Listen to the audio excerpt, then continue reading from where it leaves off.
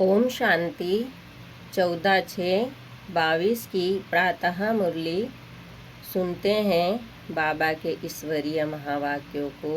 मीठे बच्चे, 21 जन्मों की पूरी प्रारब्ध लेने के लिए बाप पर पूरा पूरा बलि चढ़ो। अधूरा नहीं बलि चढ़ना अर्थात बाप का बन जाना।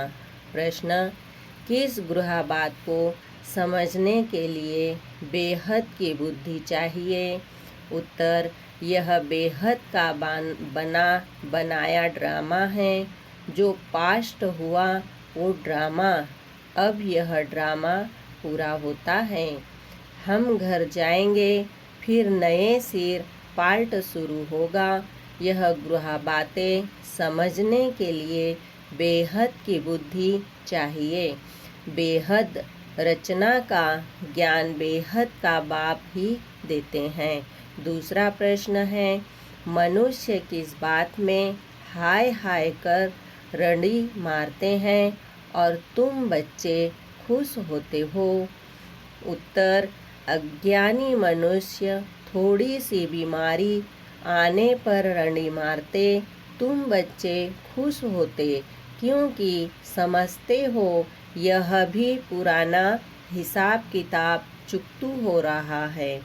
गीत चला, तूने रात गंवाई सो के, दिन गंवाया खाए के।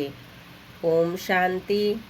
फिर बाबा ने कहा, वास्तव में ओम शांति कहने की भी जरूरत नहीं है, परंतु कुछ न कुछ बच्चों को समझाना ही होता है, परिचय देना होता है। आजकल बहुत है जो ओम शांति जपते रहते हैं, अर्थ तो समझते नहीं। ओम शांति हम आत्मा का सर्वधर्म शांत है, यह तो ठीक है, परंतु फिर ओम शिवोहम भी कह दिया है, वह फिर रॉन्ग हो गया। वास्तव में इन गीतों आदि की भी जरूरत नहीं है। फिर बाबा ने कहा, दुनिया में आजकल कर्ण रस बहुत है, इन सभी कर्ण रस में फायदा कुछ नहीं है। मन रस तो अभी ही आता है। एक बात का बाप बच्चों को सन्मुख बैठ समझाते हैं, कहते हैं, तुमने भक्ति तो बहुत की, अब भक्ति की रात पूरी हो प्रभात हो रही है।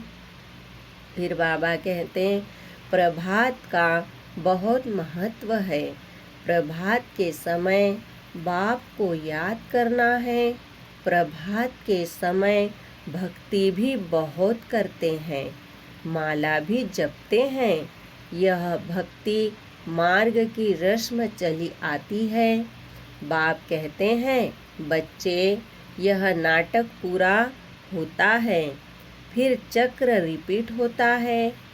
वहाँ तो भक्ति की दरकार नहीं, खुद ही कहते हैं, भक्ति के बाद भगवान मिलता है। भगवान को याद करते हैं क्योंकि दुखी है। जब कोई आफत आती है, वह बीमार पड़ते हैं तो भगवान को याद करते हैं। भक्त ही भगवान को याद करते हैं। फिर बाबा कहते हैं, सतयुग त्रेता में भक्ति होती नहीं तो सारा भक्ति कल्ट हो जाए। भक्ति ज्ञान और बाद में है वैराग्य। भक्ति के बाद फिर है दिन कहा जाता है नई दुनिया को। भक्ति ज्ञान वैराग्य अक्षर ठीक है। वैराग्य किसका? पुरानी दुनिया, पुराने संबंध आदि से वैराग्य चाहते हैं। हम भक्ति, बाबा कहते हैं, हम मुक्ति धाम में बाबा के पास जावें। भक्ति के बाद हमको भगवान जरूर मिलना है। भक्तों को ही भगवान बाप मिलता है। भक्तों को सद्गति देना भगवान का ही काम है और कुछ करना नहीं है। सिर्फ बाप को पहचानना है। बाप है इस पुरानी सृष्टि झाड़ का बीज। इसको उल्टा झाड़ कहते हैं। बीज से झाड़ कैसे निकलता है, यह तो बड़ा सहज है। फिर बाबा ने कहा, अभी तुम जानते हो, यह वेद शास्त्र ग्रंथ आदि पढ़ना, जप तप करना, यह सब भक्ति मार्ग है। यह कोई भगवान को पाने का सच्चा मार्ग नहीं है। सच्चा मार्ग तो भगवान ही दिखलाते हैं। मुक्ति जीवन मुक्ति का तुम जानते हो। अब ड्रामा पूरा होता है। जो पास्ट हुआ सो ड्रामा। इस समझने में बड़ी बेहद की बुद्धि चाहिए। बेहद का मालिक ही सारे सृष्टि के आदि मध्य अंत का बेहद का ज्ञान देते हैं। उसको कहा जाता है ज्ञानेश्वर। रचयिता ज्ञानेश्वर अर्थात ईश्वर में ज्ञान है। इसको कहते हैं रूहानी spiritual knowledge, God fatherly knowledge. तुम भी गॉड फादरली स्टूडेंट बने हो। फिर बाबा कहते हैं, बरोबर भगवानुवाच, तुमको राजयोग सिखलाता हूँ तो भगवान टीचर भी ठहरा। तुम स्टूडेंट भी हो, बच्चे भी हो। बच्चों को दादे से वर्षा मिलता है। यह तो बड़ी सहज बात है। बच्चा अगर लायक नहीं है तो बाप लात मार कर निकाल देते हैं। धंधे आदि में जो अच्छे मददगार होते हैं उनका ही हिस्सा लगता है। फिर बाबा कहते हैं, तो तुम बच्चों का भी दादे की मिल्कियत पर हक है। वह है निराकार। बच्चे जानते हैं हम अपने दादे से वर्षा ले रहे हैं। वही स्वर्ग की स्थापना करते हैं। नॉलेज फुल है। ब्रह्मा विष्णु शंकर को पतित पावन नहीं कहेंगे। वह तो देवताएं हैं। उनको सद्गतिदाता नहीं कहेंगे। वह एक ही है। याद भी सभी एक को ही करते हैं। बाप का पता न होने कारण कह देते हैं कि सब में परमात्मा है। अगर कोई को साक्षात्कार हो जाता है तो समझते हैं हनुमान ने दर्शन कराया। भगवान तो सर्वव्यापी है। कोई भी चीज में भावना रखो तो साक्षात्कार हो जाता है। यहाँ तो पढ़ाई की बात है। बाप कहते हैं, मैं बच्चों को आकर पढ़ाता हूँ। तुम देखते भी हो कैसे पढ़ते हैं। जैसे और टीचर होते हैं, बिल्कुल साधारण रीति पढ़ाते हैं। बैरिस्टर होगा तो आप समान बैरिस्टर बनाएगा। यह तो तुम ही जानते हो कि इस भारत को स्वर्ग किसने बनाया और भारत में रहने वाले सूर्यवंशी देवी देवताएं कहाँ से आए, मनुष्यों को बिल्कुल पता नहीं है। फिर बाबा कहते हैं, अभी है संगम, तुम संगम पर खड़े हो, तुम्हारा कोई संगम पर नहीं। बाबा कहते हैं दूसरा कोई संगम पर नहीं है। यह संगम का मेला देखो कैसा है। बच्चे आए हैं बाप से मिलने। यह मेला ही कल्याणकारी है। बाकी और जो भी कुंभ के मेले आदि लगते हैं उनसे कोई प्राप्ति नहीं। सच्चा सच्चा कुंभ का मेला कहा जाता है। संगम को गाते हैं आत्मा परमात्मा अलग रहे बहुकाल, फिर सुंदर सुहावना मेला कर दिया है। बाबा ने कहा यह समय कितना अच्छा है। यह संगम का समय कितना कल्याणकारी है, क्योंकि इस समय ही सबका कल्याण होता है। बाप आकर सबको पढ़ाते हैं। वह है निराकार स्टार, लिंग रूप रखा है। समझाने के लिए बिंदी रखने से कुछ समझ न सके तुम समझा सकते हो। आत्मा एक स्टार है, बाप भी स्टार है। जैसे आत्मा वैसे परम पिता परमात्मा, फर्क नहीं है। तुम्हारी आत्माएं भी नंबरवार है। कोई की बुद्धि में कितनी नॉलेज भरी हुई है, कोई की बुद्धि में कितनी। अभी तुम समझते हो हम आत्माएं कैसे 84 जन्म भोगते हैं। हर एक को अपना हिसाब किताब भोगना ही पड़ेगा। कोई बीमार पड़ते हैं, हिसाब चुकतू करना है। ऐसे नहीं, ईश्वरीय संतान को यह भोगना क्यों होती है। बाप ने समझाया है बच्चे जन्म जन्मांतर के पाप है। भल कुमारी है, कुमारी से क्या पाप हुआ होगा, परंतु यह तो अनेक जन्मों का हिसाब किताब चुकतू होना है ना। फिर बाबा ने कहा, बाबा ने समझाया है इस जन्म में भी किए हुए पाप अगर सुनाएंगे नहीं तो अंदर वृद्धि को पाते रहेंगे। बतला देने से फिर वह वृद्धि नहीं होगी। सबसे नंबर 1 भारत पावन था। अब भारत सबसे पतित है, तो उन्हों को मेहनत भी जास्ती करनी पड़ती है। जो सर्विस बहुत करते हैं, समझ सकते हैं हम ऊंच नंबर में जाऊंगा।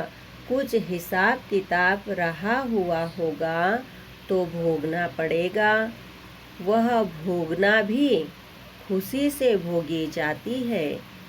अज्ञानी मनुष्यों को तो कुछ होता है तो एकदम हाय हाय कर रंडी मारने लग पड़ते हैं। यहाँ तो खुशी से भोगना है। हम ही पावन थे, फिर हम ही सबसे पतित बनते हैं। यह चोला पार्ट बजाने के लिए हमको ऐसा मिला है। अभी बुद्धि में आया है हम सबसे जास्ती पतित बने हैं। बड़ी मेहनत करनी पड़ती है। आश्चर्य नहीं खाना चाहिए कि फलाने को यह बीमारी क्यों। अरे देखो कृष्ण का भी नाम गाया हुआ है। सांवरा गोरा चित्र बनाने वाले तो समझाते नहीं। बाबा ने कहा समझते नहीं। वह तो राधे को गोरा कृष्ण को सांवरा दिखाते हैं। समझते हैं राधे कुमारी है तो उनका मान रखते हैं। समझते हैं वह कैसे काली होगी? फिर बाबा कहते, इन बातों को तुम समझते हो। जो देवता कुल के थे वह अब अपने को हिंदू धर्म के समझ रहे हैं। तुम श्रीमत पर अपने कुल का उद्धार करते हो। सारे कुल को पावन बनाना है, शैल बेच कर ऊपर ले आना है। तुम सैल्वेशन आर्मी होना। बाप ही दुर्गति से निकाल सद्गति करते हैं। वही क्रिएटर डायरेक्टर है। मुख्य एक्टर गाया हुआ है। एक्टर कैसे हैं? पतित पावन बाप आकर पतित दुनिया में सभी को पावन बनाते हैं। तो मुख्य क्या हुआ ना? बाबा ने कहा, तो मुख्य हुआ ना। ब्रह्मा विष्णु शंकर को कोई करण करावनहार नहीं कहेंगे। अभी तुम अनुभव से कह सकते हो बाबा, जिसको करण करावनहार कहते हैं वह इस समय पाल्ट बजाते हैं। वह पाल्ट बजाएंगे वे संगम पर, उनको कोई जानते नहीं। मनुष्य 16 कला से फिर नीचे गिरते हैं। आहिस्ते आहिस्ते कला कम होती जाती है। हर जन्म में कुछ न कुछ कला कम होती है। सतयुग में 8 जन्म लेने पड़ते हैं। एक एक जन्म ड्रामा अनुसार कुछ न कुछ कला कम होती है। अभी है चढ़ने की बीमारी। जब पूरे चढ़ जाएंगे फिर धीरे धीरे उतरेंगे। बच्चे जानते हैं अभी यह राजधानी स्थापन हो रही है। राजधानी में तो हर प्रकार के चाहिए। जो अच्छी रीति श्रीमत पर चलते हैं वह ऊंच पद पाते हैं। जो सो भी जब पूछे ना, बाबा को अपना पूरा पोता मेल भी भेजें, तब बाबा राय दे सकते हैं। ऐसे नहीं, बाबा तो सब कुछ जानते हैं। वह तो सारी दुनिया के आदि मध्य अंत को जानते हैं। एक एक के दिल को तो नहीं बैठ जानेंगे, वह नॉलेजफुल है। बाबा कहते हैं मैं आदि मध्य अंत को जानता हूँ। तब तो बताता हूँ कि तुम ऐसे ऐसे गिरते हो, फिर ऐसे चढ़ते हो। यह पाल्ट भारत का है। भक्ति तो सब करते हैं। जो सबसे जास्ती भक्ति करते हैं उनको पहले सद्गति मिलनी चाहिए। पूज्य थे, फिर 84 जन्म भी उन्होंने लिए। भक्ति भी उन्होंने की है नंबरवार। भल इस समय जन्म मिला है, परंतु आगे जन्म के पाप तो है ना, वह कटते हैं याद के बल से। याद ही डिफिकल्ट है तुम्हारे लिए। बाबा कहते हैं तुम याद में बैठो तो निरोगी बनेंगे। बाबा से वर्षा मिलता है सुख शांति पवित्रता का। निरोगी काया या बड़ी आयु भी मिलती है। सिर्फ याद से, नॉलेज से तुम त्रिकालदर्शी बनते हो। त्रिकालदर्शी का अर्थ भी कोई नहीं जानते। रिद्धि सिद्धि वाले भी बहुत होते हैं। यहाँ बैठे भी लंदन की पार्लियामेंट आदि देखते रहेंगे, परंतु इस रिद्धि सिद्धि से फायदा कुछ भी नहीं। दीदार भी होते हैं दिव्य दृष्टि से, इन नयनों से नहीं। इस समय सब सांवरे हैं। तुम बलि चढ़ते हो अर्थात बाप का बनते हो। बाबा भी बलि चढ़ा पूरा। जो अधूरे बलि चढ़ते हैं तो तो मिलता भी अधूरा है। बाबा भी बलि चढ़ाना, जो कुछ था बलि चढ़ा दिया। जो इतने सब बलि चढ़ते हैं उनको 21 जन्मों के लिए प्राप्ति होती है। इसमें जीव घात की बात नहीं। फिर बाबा कहते हैं जीव घाती को महापापी कहा जाता है। आत्मा अपने शरीर का घात करे यह तो अच्छा नहीं है। मनुष्य दूसरे का गला काट लेते हैं, ये अपना काट लेते हैं, इसीलिए जीवघाती महापापी कहा जाता है। बाप मीठे मीठे बच्चों को कितना अच्छी रीति समझाते हैं। तुम जानते हो, कल्प कल्प कल्प के संगम युगे इस कुंभ के मेले में आते हैं। यह वही मात पिता है। कहते हैं बाबा आप ही हमारे सब कुछ हो। बाबा भी कहते हैं हे बच्चे तुम आत्माएं हमारे हो। तुम बच्चे जानते हो शिव बाबा आया हुआ है कल्प पहले मुआफिक, जिन्होंने पूरे 84 जन्म लिए हैं उन्हों को श्रृंगार कर रहे हैं। तुम्हारी आत्मा जानती है बाबा नॉलेजफुल पतित पावन है। वह हमको अभी सारी नॉलेज देते हैं। वही ज्ञान का सागर है। इसमें शास्त्रों की कोई बात नहीं। यहाँ तो देह सहित सब कुछ भूल अपने को आत्मा समझाना है। एक बाप के बने हो तो और सब भूल जाना है। और संग बुद्धि योग तोड़ एक संग जोड़ना है। गाते भी है हम तुम्हारे संग ही जोड़ेंगे। बाबा हम पूरे बलिहार जाएंगे। बाप भी कहते हैं हम तुम्हारे पर बलिहार जाते हैं। मीठे बच्चे सारे विश्व की राजाई का तुमको मालिक बनाता हूँ। फिर बाबा ने कहा मैं तो निष्कामी हूँ। मनुष्य भल कहते हैं निष्काम सेवा करते हैं, परंतु फल तो मिलता है ना। बाप निष्काम सेवा करते हैं यह भी तुम जानते हो। आत्मा जो कहती है हम निष्काम सेवा करते हैं, यह कहाँ से सीखे हैं तुम जानते हो। निष्काम सेवा बाबा ही करते हैं। आते ही कल्प के संगम युग पर हैं। अभी भी तुम्हारे सन्मुख बैठे हैं। बाप खुद कहते हैं मैं तो हूँ निराकार। मैं तुमको यहाँ वर्षा कैसे दूँ, सृष्टि के आदि मध्य अंत का ज्ञान कैसे सुनाऊँ।